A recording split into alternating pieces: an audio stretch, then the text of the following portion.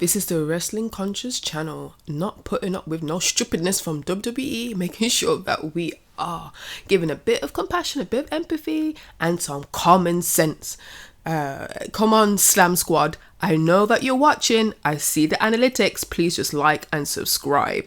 Okay, let's get into it. Right, so we see the Bloodline package. Repeats, reruns, repeats, and reruns.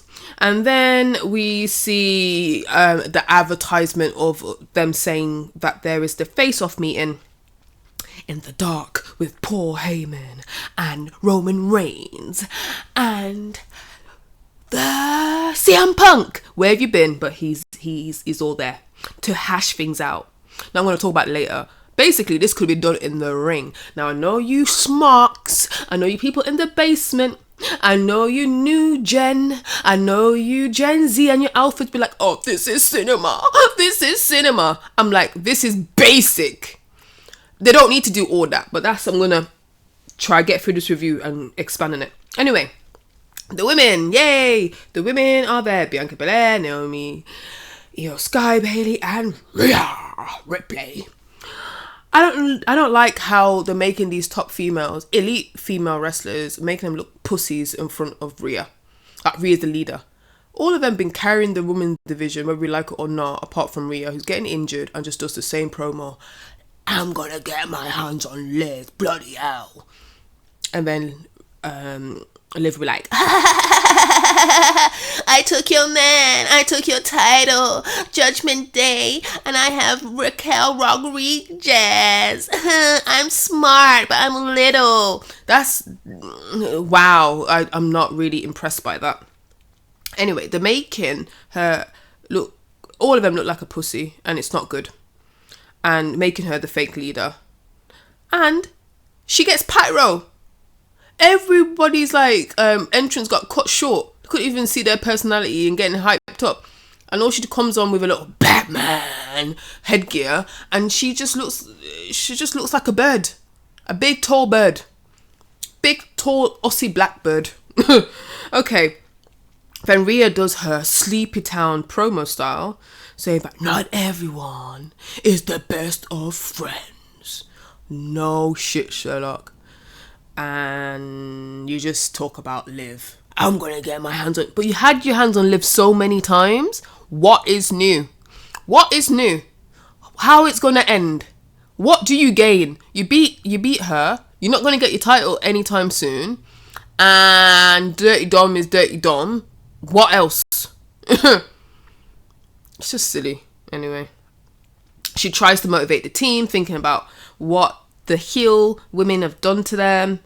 And yeah, now Naomi calls her big mama. Why are this is pissing me off. I did a video, I'm going to put it in please listen to my video I did earlier this week about elevating and making Naomi great. Why is she saying big mama? Like, yeah, big mama, like we're all sucking up to Rhea, where Naomi's been there. Naomi's been kicking ass and doing all this stuff before Rhea even thought about wrestling. It's just so disgusting how they're treating Naomi. They're there, one of the best wrestlers out there. All that she needs to do is just change her character. Please listen to my video, what I did earlier this week about Naomi. She needs to elevate before it's too late, before she turns like Natalia and no one cares. No one cares about tenure and how long you've been on the roster. Like, what are you doing and how are you moving the wrestling culture? Naomi's, you know when someone's too much of a goody two-shoes? I know that she's a nice person, but come on now, Naomi. You have to evolve. Glow. The glow is dimmed now. It needs to be evicted. Anyway, this is a competition. You know, I know wrestling is predetermined. Anyway, let me stay on track because I don't like long reviews. But nice outfit. And you can tell that, especially the black wrestlers, really put effort in their outfits. Rhea just comes in some random black t-shirts. Even China back in the day put effort in her outfits, but that's another story. Io Sky had the best promo, and English is not her first language. She said, I will destroy you, or we will destroy you. And I felt that. Promo doesn't have to be long and elaborate. If I feel it and I believe it and I'm connected, it's a good promo. And that was sufficient enough for me. I don't know what Naomi and the rest were doing. Anyway, they all come out to the heels, comes out to Liv's music. I just want to put it out there in the universe. But remember, Liv and Nia Jax was fighting for the crown jewels. So big old annihilated, like Nia is just coming under Liv's like command like that. That's just, you just wasted a whole month of programming for crown jewels. You're gonna do the stupidness. If you're gonna do crown jewels, put it in an alternate universe. Just pretend crown jewels doesn't exist, because you're just upsetting me and my homegirls. Anyway, who are the writers? Who remember back in if you're old enough, remember Attitude Era, you had good clapbacks, like from Chris Jericho to Stephanie McMahon. They'll say something, go back and forth. What was the best clapback Nia had for Bayley? You're just an idiot. It just goes back to like Sovereign Succotash or something, Pebbles or Poodles or John Cena and Roman Reigns. Like, who's writing this stuff, man? Writers should get sacked. Whoever the writers should get sacked. Get some comedians, all that WWE Netflix money. You telling me you can't get a decent writer? Who's writing this? Is it Triple H? I want to know if Triple H is manually typing and writing this stupidness. Or is it ChatGPT? Because it's stupid. Anyways. Liv looks a little bit... Liv's just her little spiel. And then the expected melee happened. And they made this melee look so weak. Right? The referees just taking their time coming. It didn't feel urgent. It didn't feel like it was a proper brawl. It just felt like, yeah, we're just going to have a little, like, picnic. You know what I mean? Why did the officials take 10 years to come? I've seen melees when it's like a little Bron Breakker or a little Seth Rollins and everyone's up in arms like they're going to really tear each other apart. Even Candice Del Rey was like getting the better of Bayley. Or whoever she was hitting, I can't remember. Where is the passion? Where is the enthusiasm? Jesus Christ. Come on, man. Fix it, man. Okay. Slam Squad. Now we're going to Andrade and Shinsuke Nakamura. Now, let me say about Andrade. He is underutilized. I need to do a video about him, man. I don't care that he is Mr. Charlotte Flair's husband. That's a bonus. But this guy is really talented, and I'm so sad that he's going to be staying in the lower mid-card division where he does not belong. But that's another story. I don't care about the accent. I think he can cut a decent promo if he's given the time. Anyway, he's got a good presentation style. He looks different. He has a gimmick. Please look at my other video when I talk about gimmicks and stuff like that. That's quite important. Look at that other video I've got about that. He's got his skull. He's got his outfit. He just looks like a character, someone not to be messed with and intimidating. And that's what we want. And he just needs really good storylines behind him, and he'll be good. Anyway, Shinsuke's presentation was cool with the sun, moon, the blueness, like Japan, his heritage. The creative direction for Shinsuke Nakamura is top notch. Chef kiss. Can't say anything about that. I really appreciate the effort he puts in his character and all what he does, from the entrance, from the vignettes till now. So if you invest WWE all into Shinsuke, you better do something with him. Don't let him just drop out. Because it's annoying, because I'm invested now. I want to see where he goes as this evil, brooding character. Okay? We're getting our characters back. We're getting distinction. We're not getting AEW, indie, starter packs, machine gun bums, we're getting some creativity here, which I'm very happy for. Okay. So I was hoping at the beginning that Andrade don't get dropped out, and I'm thinking they have to move the story along. LA Knight's gonna come at some point. Oh, I thought LA Knight should have stopped the match. Anyway, the match was really good. I can't say anything about the match. It's just a shame that Andrade is like the Sheamus of he's like the Sheamus of of SmackDown, always putting on bangings but just not really respected. It was a good match. I don't want him to be a utility player, Andrade, so justice for Andrade. Anyway, so LA Knight eventually comes out with this short ass feud. We don't know why they're feuding in the third place in 2 weeks to build up a feud. Anyway, so Shinsuke waited like a gangster. It wasn't like a chicken shit heel. Nope, he stayed in there, said, "You come to me, I outsmart you," and he put mist in his eyes, and then LA Knight was selling that, and he did make LA Knight look very vulnerable. LA Knight No. Oh, yeah. Then Solo, in the next scene, motivating Jacob Vatu, and then Nick Aldis, the GM, comes and interrupts, saying everyone is banned from ringside. Stipulations. And then we go to the high school drama. Now, I know most of you who watch my channel is from the US and in Asia. We do get some UK people. So the UK people understand when I say GSC drama, BTEC drama. This is like the equivalent of your high school diploma, getting a drama, or, you know, it's really low level quality acting. When Tommaso Ciampa and Johnny Gonzaga, you know, when they're trying to talk about, we need to get these titles. Oh no, but I just talked to my mentor. No, we need to get these titles. This is what it is. We're passionate about these titles. The way how the tag team division is. Are you really passionate to get these titles? It's stupid, man.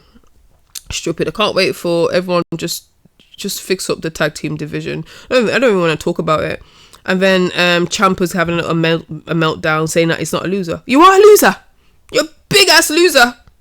All of you. Not as a person, like the real guy who plays, you know, but the character is a bit of a loser, and so is Johnny. Because think about this: if my man, my friend, outside of everybody, pushed me outside and acting like a dick in the ring, outside in front of millions, you think I'm just gonna stand there twice and not clap him in the head and get my lip back? You think I'm just gonna sit there, Johnny just taking all the pushing, acting like an idiot?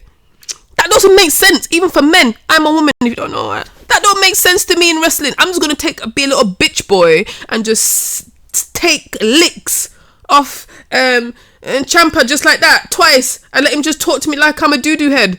No, doesn't make sense. Not in the real world. And then Johnny just wants to be peacemaker. Nah, this is stupid, man. Anyway, then we see advertised the Cody Rhodes and the champion, by the way. Did you forget he was WWE champion? I just want to know that. Just let you know, Cody Rhodes is the champion apparently since WrestleMania, having a match with Camilo Hayes, and this is not the main event. It's not the main event. Just put that there in the universe. How does it benefit Camilo Hayes or Cody having this match if it's not for the championship? How does it benefit both people having this match? Does it move any story forward? Does it help Cody Rhodes? Does it help Camilo Hayes? No. Pointless. Yeah, it's just whatever. Anyway, then going forward, it's the cinema segment. Roman Reigns and Paul Heyman. So Roman Reigns being like a very sport brat, like, I'm kept waiting. And then CM Punk comes in, so he doesn't have a lot of time. And I personally I don't have a lot of time for this bullshit either. But I know the smarks are wanking themselves right now and saying, oh, this is cinema. This is the most overproduced nonsense I've ever saw in my life. The music was overproduced. All these sound effects, all this blurring, all these camera angles. It's like someone from film school, like, let me add how much setups I can do, you know, in 1 minute. I was just like, it's too much. Too much dramatic for what? They could have done this in the ring or in the backstage. Say, hey, I don't need you. You don't need me. I like Paul. I'm only doing it for Paul. And that's it. No, this stupid, like, who's got the big willy? You know what I mean? Stupidness. Fighting over Paul Heyman, you know. You know that Paul Heyman's not that trustworthy.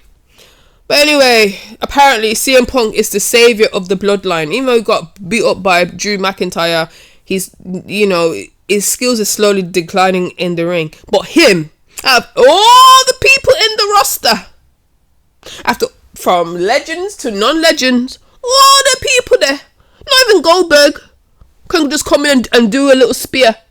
All the people, CM Punk is the saviour, is the missing glue for the bloodline. Bear in mind, Roman Reigns for nearly 4 years had that championship, you know. But all of that, all of a sudden Roman is weak, but you need CM Punk on your team.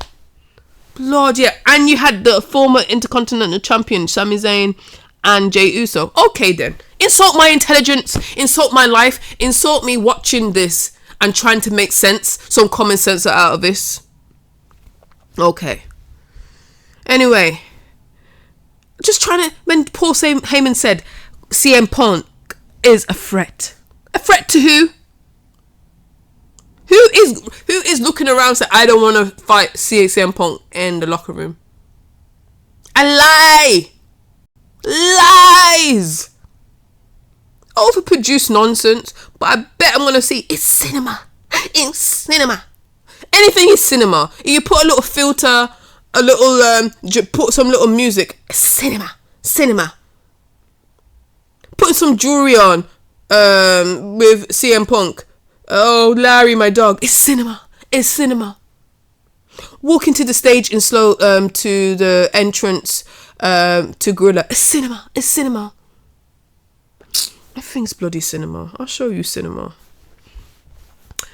As we move forward, we've got Pipe Niven, Lash Legend, and Minchin. Now, this was interesting because people will say it's Jobberville, but I don't mind them because I think they're really decent wrestlers who's just trying to make it through the gap, and maybe this is why we need the mid-card championship of the US Championship for the women. And then because I didn't think there was a clear person they were behind, but I think sometimes when they do this, I think WWE are testing the crowd reactions, and Minchin just got it over just by the edge.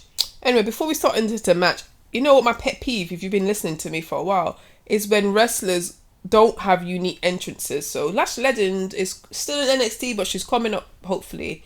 And Lash Legend, she did the Cardinal Sin, just walking down the ramp to the ring and just talking to the mic.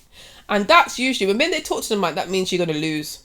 Because I don't know why you do that. You should do that. It's like they say, look, I'm going to be the champion or some bullshit. And I'm just like, usually, when people do that, they're going to lose. Anyway, so the match was really good. Minchin's doing her thing. I don't have much to say.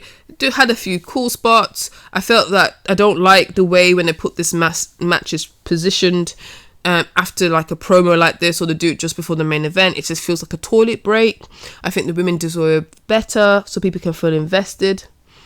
I like B-Fab came in when Chelsea tried to interrupt to neutralize it, but when I think with the run-ins, please put on their music.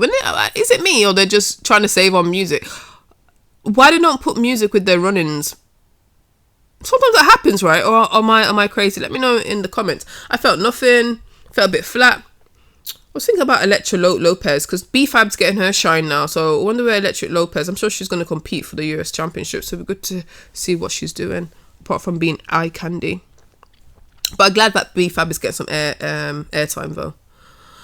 What I want to say about Minchin, even though she's won, that's cool. Her gear is changing all the time. I'm trying to figure out what's her gimmick. I think she's in gimmick purgatory. I don't know what her gimmick is. Because 1 minute she's like a street kid, and then 1 minute she's having the like pink, the most generic like ring gear. So I need to figure out Minchin. Who is the real Minchin? Please stand up.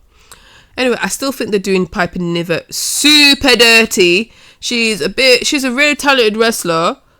And can be a rival to Nia Jax or be dominant in the whole women's division. Just treating her like she's some stupid girl, and she's not. She's more than that. So fix her character. I might do a video about her as well. As we move on, Braxton, what's his name? Braxton Saxton. Yeah, I forgot. He comes at the most inappropriate time backstage where LA Knight is there with people trying to help him with the mist all over his face. That black stuff all over his face, what Shinsuke put him in earlier. As I said, there's no build up to this match, and they're trying to force it. They're rushing. They're just putting anything together. It's just like Legoland, just putting random stuff together. And then Knight says some nonsense, mashup of Stone Cold and The Rock, and then he drops his catchphrase. I was like, okay, it's finished. LA Knight, yeah. Even that is more. I just wait for his catchphrase. Basically, I was like, oh, okay, that's decent. I think he should be world champion. I think he should drop the belt to Shinsuke so he can have, and Shinsuke can have some dominance. But whatever. I've got a video of LA Knight. Please, yeah, look out for that video. LA Knight why he should become champion. As we move on, Jey Uso is getting ready for the match near Glorilla, and Sami Zayn and Jimmy Uso is there acting like lackeys and more pussies. Even though I do like them, I've got actually a video talk about Stockholm Syndrome and the original Bloodline, the OG Bloodline. Nick Aldis comes and says everyone's bad from ringside, trying to be fair and stuff like that. Nick Aldis, petition, just come back to wrestling, man. Just wrestle, man. I know you don't want to, just wrestle, because we need some decent wrestlers, man, who want to wrestle. And what I like to see that he's wearing his Yeet shirt, and Yeet is still going out. He's still yeeting, guys. And when it goes into the crowd, Jey Uso still got a bit of momentum from the Yeet movement. And Jey Uso, Jacob Fatu,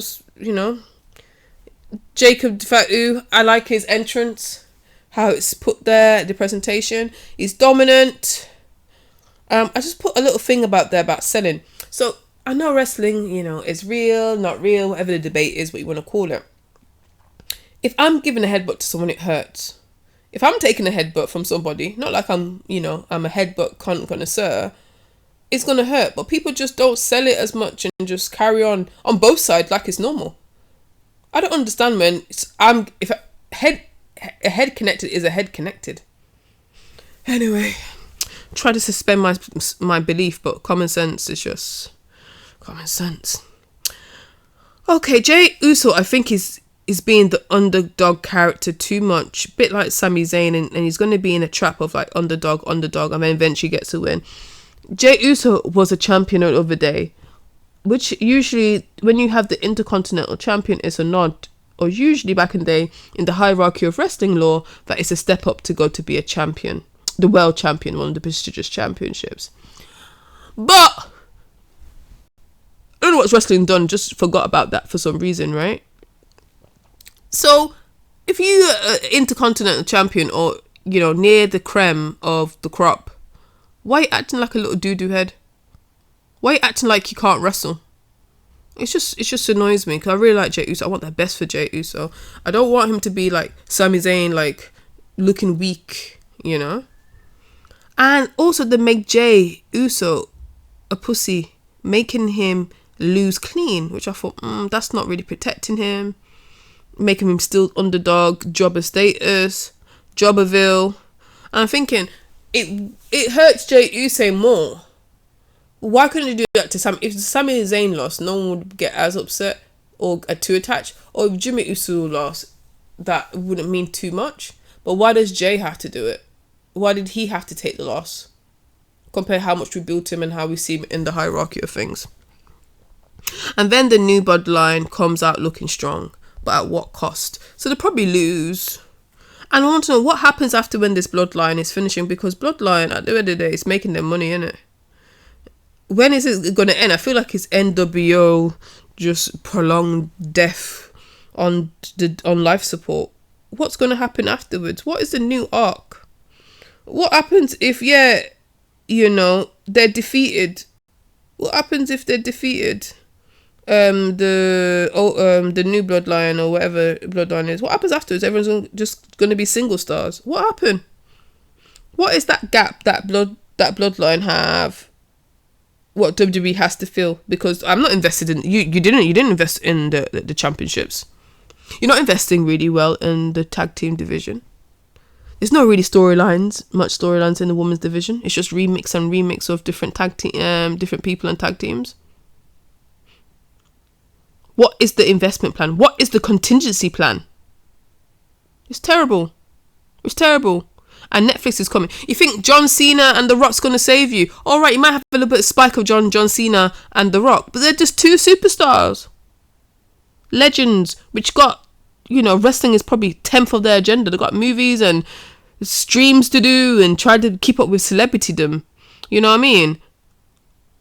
Invest in the storylines. Invest in the writing. Invest in the promos. Invest in the essentials of wrestling.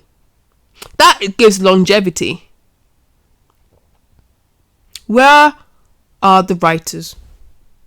I need to do some research, like who are the writers? I don't want to name and shame, but this is ridiculous. I'm praying that Survivor Series is going well. It's going to go well, and there's going to be some payoff, especially as the big final four. I'm going to probably do a video about my predictions. But as I keep on saying, if you keep on watching my my content, I think the old model of wrestling is not working. Having 52 episodes, 1 episode a week, it's not working because you're just producing crap. You're not even producing near average decent television. You're producing crap. And it's very insulting. And you're playing on our heartstrings. And yes, you could say Cassandra, or said my name. Oops. Pretend you didn't hear my name. You could be saying, well, I'm going to wait till WrestleMania and going to be a big payoff. And I'm just going to sit tight. But this is agonizing. So I've got to, reevaluate my whole relationship with WWE, because I'm a big old woman and I ain't got time to invest hours if it's not going to have a good payoff. And I'm patient, but not patient enough to be taken as a fool and the wrestling community as a fool. This is the Wrestling Conscious channel. I hope you Slam Squad is out there. Please, just one comment. Please, just a like and subscribe. I see you're watching, and it just helps the channel and it gets to see more people. Do a good thing. A like is not going to kill you. A subscribe is not going to kill you. A comment is not going to kill you. What's probably going to kill us if we don't help channels like this, so people can think about it and we can have a voice to change wrestling and how we can make it better. Yeah? I hope that helps, and please look at my other videos. I appreciate ya. Alright.